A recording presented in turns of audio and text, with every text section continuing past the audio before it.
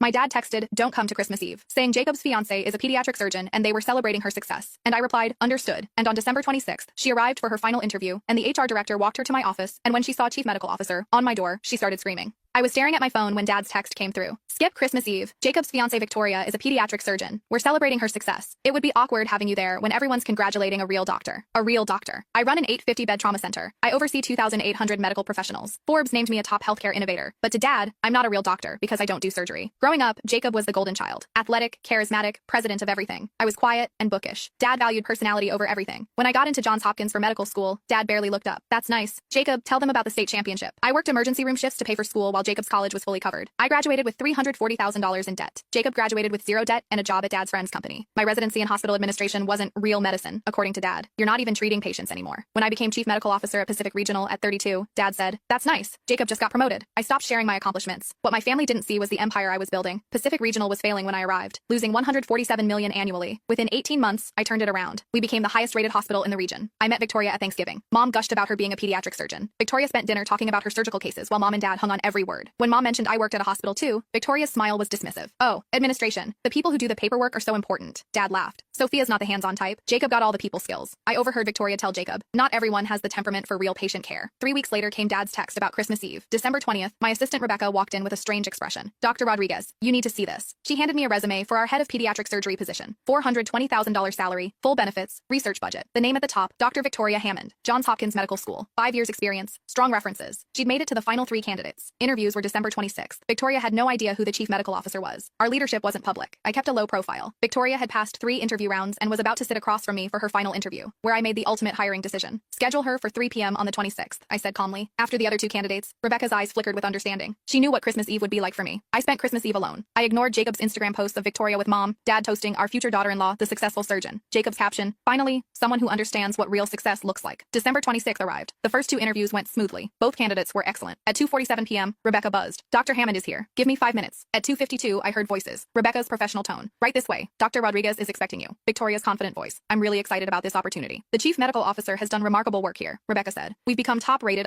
Scan the QR code to download TikTok. The subsequent story endings are explosive and full of hidden surprises waiting for you. You can also get rewards by creating a new account.